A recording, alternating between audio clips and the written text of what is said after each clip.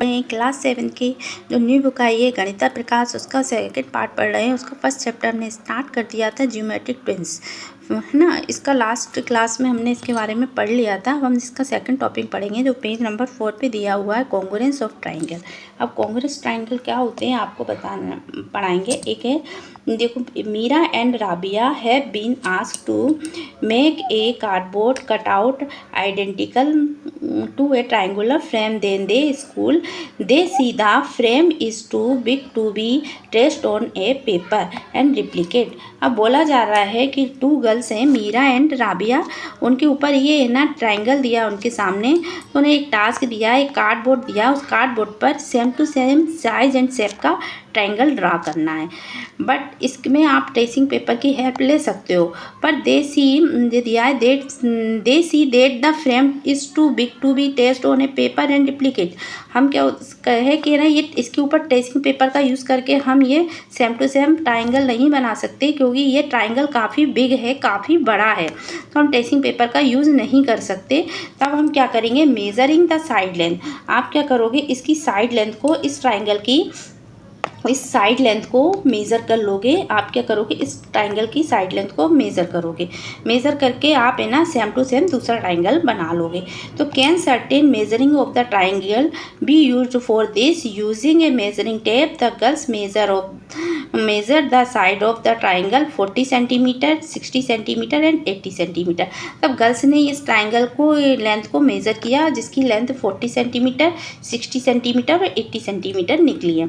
अब then Rabia takes out her protractor to measure the angle she is stopped by Meera. अब क्या करा, जो राबिया है, राबिया ने प्रोटेक्टर निकाला इस ट्राइंगल के, क्या करें, इस ट्राइंगल के एंगल को मेजर करने के लिए, बट मीरा ने उसको रोक दिया, स्टॉप कर दिया। तो क्यों किया, Meera the angle of this triangle are not required with the side length we have measured, we can create a triangle congruent to this one. Meera ने बोला कि है ना, जो हमने साइड लेंथ निकाली है इस ट्राइंगल की, ये साइड लेंथ निकाली है, ये और ये, तो हम इसके द्वारा ही हम है ना दूसरा ट्राइंगल क्या कर सकते, बना सकते। इस साइड लेंथ को मेज़र करके हम दूसरा ट्राइंगल ड्रा कर सकते हैं, हमें इसके एंगल को निकालने की ज़रूरत नहीं है। तो do you agree with Meera? Yes, हम मीरा से क्या है, एग्री हैं। अब instead of the length being 40 centimetre, 60 centimetre and 80 centimetre, अब इसके ट्राइंगल की जो है ना लेंथ है काफ़ी बड़ी, ज़्यादा है, 40, 60 एंड 80, तो हम इसको किसी पेपर पे ड्रा नहीं कर सकते। तो suppose the side length had been 4 centimetre, 6 centimetre and centimetre, this triangle can fit or on paper our page. तो हमने इस ट्राइंगल की लेंथ को उन्होंने कितना दे दिया, 40 की जगह पर उन्होंने 4 सेंटीमीटर, 60 की जगह पर 6 सेंटीमीटर और 80 की जगह पर 8 सेंटीमीटर दे दिया। तो हम इस ट्राइंगल को क्या कर सकते हैं, पेज पर ड्रा कर सकते हैं। अब is this information sufficient to replicate the triangle with the same size and shape? If yes, तो कैन यू डू सो? अगर ये सही है कि है ना, ये इन्फॉर्मेशन हमारे लिए सफिशिएंट है सेकंड दूसरा ट्राइंगल बनाने के लिए, यस, तो आप इसको ड्रा कर सकते हो। तो राबिया ने क्या किया, if I were to construct this triangle I would first draw a line segment having one of the given length is say 6 centimeter, then draw circles from each of its end point with the radii 4 centimeter, 8 centimeter, but the circles would intersect at 2 point forming two triangle ABE और AB and ABF। अब उन्होंने क्या करा, राबिया ने एक 6 centimetre की क्या करा, खींची लाइन ड्रॉ करी। अब एक स्मॉल सर्कल बनाया, एक लार्ज, एक 4 रेडियाई वाला, ये ए बी की 6 सेंटीमीटर लाइन ड्रा कर ली। अब 4 रेडियस का एक स्मॉल सर्कल यहाँ पर इन्होंने कंपास रख के एक 4 सेंटीमीटर का एक स्मॉल सर्कल ड्रा किया, और यहाँ कंपास रख के एक 8 सेंटीमीटर का लार्ज सर्कल ड्रा किया। हाँ, अब उन्होंने क्या करा, अब ये जो सर्कल है, जिस पॉइंट पर क्या हो रहा है, इंटरसेक्ट हो रहे हैं, कट हो रहे हैं, वहाँ से इनकी लाइन को उन्होंने ज्वाइन कर दिया, मिला दिया। अब उन्होंने इस तरीके से ये एक 2 ट्राइंगल आर्म को मिल चुके हैं। ये इस तरीके से हमें 2 ट्राइंगल हमको मिले। तो एक ट्राइंगल उन्होंने बोला है ए बी और ई हो गया, और एक ट्राइंगल ए बी एफ हो गया, है ना। तो ये हो गया A B E F, A B F. अब Rabia do this 2 triangle have the same shape and size. तो if not then we will not be sure which of these would actually be congruent to the original triangle we are trying to replicate. मतलब राबिया ने कहा ये triangle बनाया हुआ है, ये same है एक दूसरे के, एक्चुअली सेम साइज और शेप के हैं। तो इसको हम कैसे क्या करेंगे, examine whether A B E और A B F are congruent. तो हमें एग्जामिन करेंगे कि ये दोनों ट्राइंगल कॉन्ग्रुएंट हैं या नहीं हैं। तो इसकी क्या 3 मेथड्स होती हैं आपको। For this you could use one or more of the following methods। कुछ मेथड्स हैं उसको अपन पढ़ेंगे। पहला है ट्रेसिंग एंड कंपेयरिंग। हम ट्रेसिंग पेपर से इस ट्राइंगल को ट्रेसिंग करके फिर ट्रेसिंग पेपर को इस पर रख के हम कंपेयर कर सकते हैं कि ये ट्राइंगल क्या है, कॉन्ग्रुएंट है या नहीं। वो हम लास्ट चैप्टर में पढ़ चुके हैं। फिर taking cut out and superimposing और observing that A B X, है ना। तब हम क्या कर सकते हैं, एक ट्राइंगल को क्या करेंगे, कट आउट करके इस ट्राइंगल के ऊपर रख के देखेंगे ये सुप्रीम पोज कंडीशन हो रहे हैं, ये एक दूसरे के बाहर नहीं निकल रहे हैं, तो ये कॉन्ग्रुएंट ट्राइंगल है। थर्ड मेथड क्या है आपकी, line of symmetry due to some ones of the act of condition above and below this line. हम लाइन को क्या कर सकते हैं, मेजर करके हम कंपेयर कर सकते हैं कि है ना ये कॉन्ग्रुएंट ट्राइंगल है या नहीं है। तो आप कैसे करोगे इसको, आपको मान लो ये 4 सेंटीमीटर है तो ये भी 4 सेंटीमीटर होना चाहिए, ये आपका 8 सेंटीमीटर है 8 सेंटीमीटर होनी चाहिए, और ये लाइन क्या है 6 सेंटीमीटर है, दोनों की कॉमन है, ठीक है। तो ये दोनों कॉमन है, तो ये तीनों साइड इसकी इक्वल हो गई। इसके बारे में अपन पढ़ते हैं। देखो B C that A B and A B F, ये ट्राइंगल है A B E and A B F, ये ट्राइंगल है, are congruent from this general construction. We can see that all triangle with the same side length are congruent. Hence, Meera was right when she said that the side length are sufficient to construct a congruent triangle. Thus, we have the following result। मतलब उन्होंने बोला मीरा बिल्कुल right है, हम इसकी side length को measure करके एक दूसरा ट्राइंगल बना सकते हैं, इसके लिए हमें एंगल की आवश्यकता नहीं है, ठीक है। अब two side length have the same side length, then they are congruent। We call this the S side length condition of congruence, ना। अब उन्होंने बोला कि है ना कि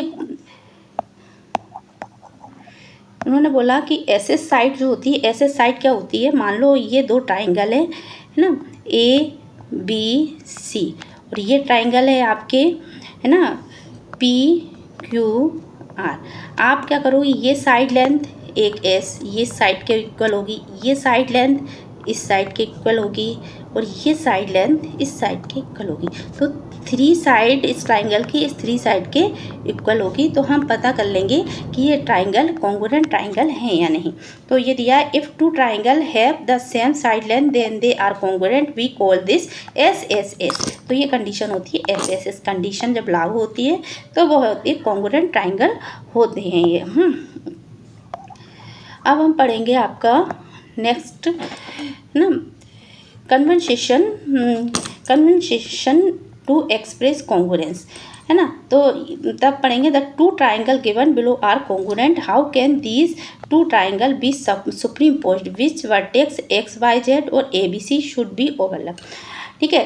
तो this has to be done so that the equal side overlap figure out हो। अब हमको है ना ये ट्राइंगल दिए हुए हैं, एक ए बी और सी ट्राइंगल दिया है और एक एक्स बाय जेड ट्राइंगल दिया है। तब हम पता करेंगे कि ये कॉन्ग्रुएंट ट्राइंगल है या नहीं है ये दोनों। तो आप क्या करोगे, इस ट्राइंगल को इसके ऊपर रखकर ओवरलैप करके देखोगे।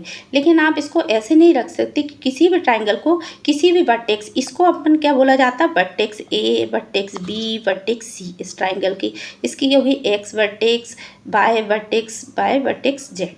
तो आप ये नहीं कि सी को इस पे रख दो, ए को इस पे रख दो, जेड को इस पे रख दो, किसी भी वर्टेक्स को किसी के भी ऊपर नहीं रख सकते। इसके लिए हमको है ना सेम कंडीशन कुछ अप्लाई करनी पड़ेगी। जैसे आपका ये ट्राइंगल क्या है, ए बी सी, ठीक है। ये कॉन्ग्रुएंट का क्या है, साइन है। ये होगा ट्राइंगल एक्स बाय जेड। अब क्या करेंगे, आपका जो ए वर्टेक्स है ना, आपका ए वर्टेक्स एक्स पे आना चाहिए। जो ए वर्टेक्स आपका एक्स के ऊपर आना चाहिए।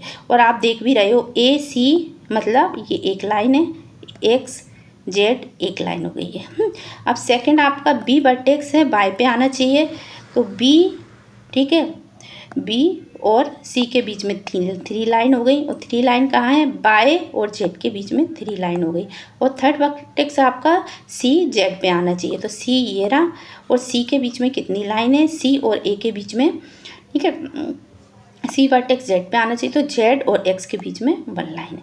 तो अब आप है ना ऐसे करोगे, किस ये ट्राइंगल बनाओगे आप, ये ट्राइंगल आप ड्रॉ करोगे।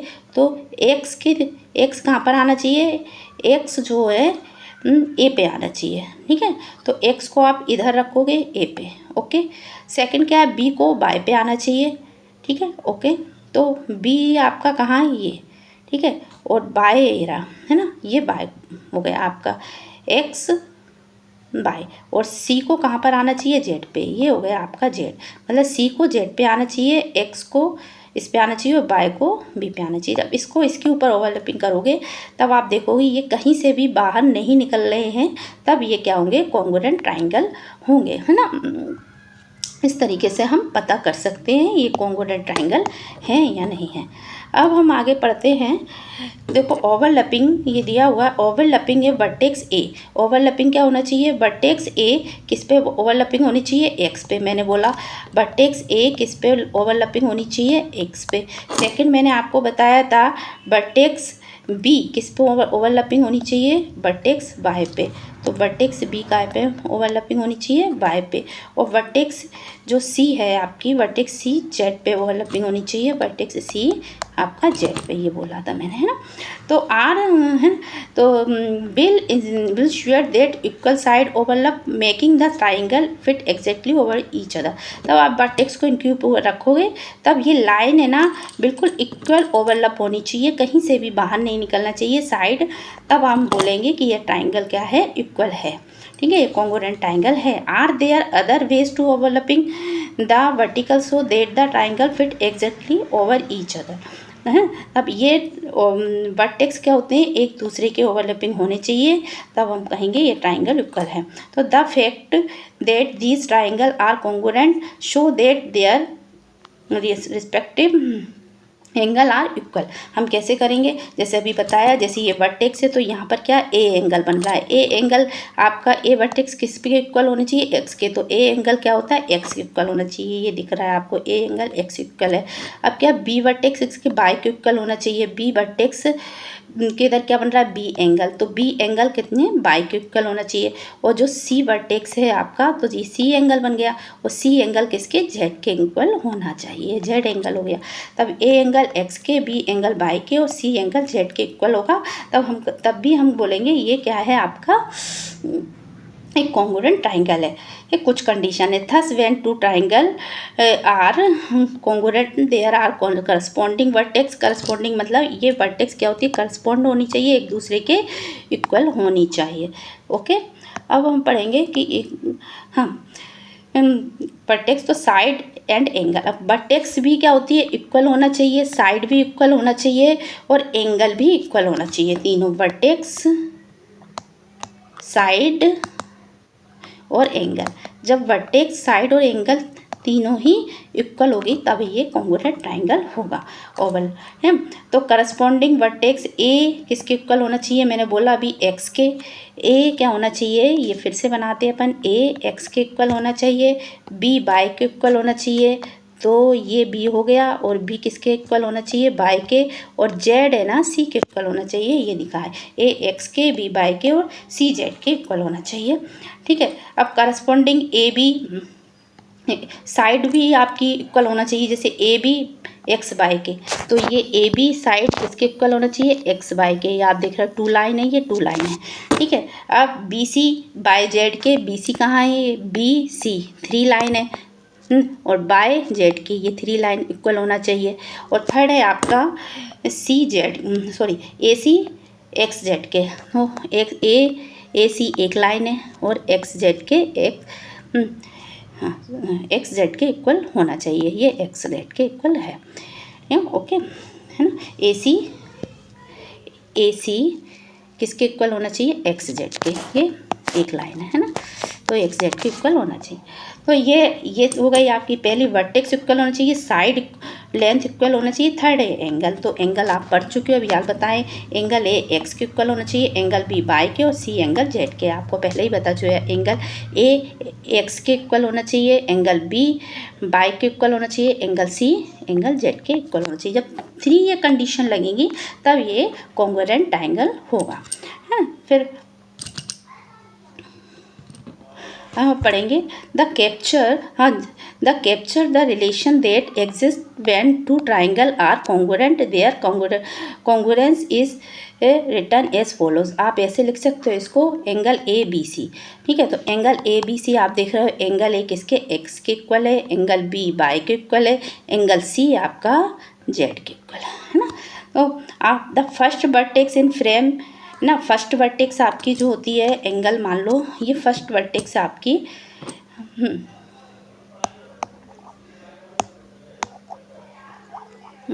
फर्स्ट वर्टेक्स है एंगल ए बी सी की, फर्स्ट वर्टेक्स है एंगल ए बी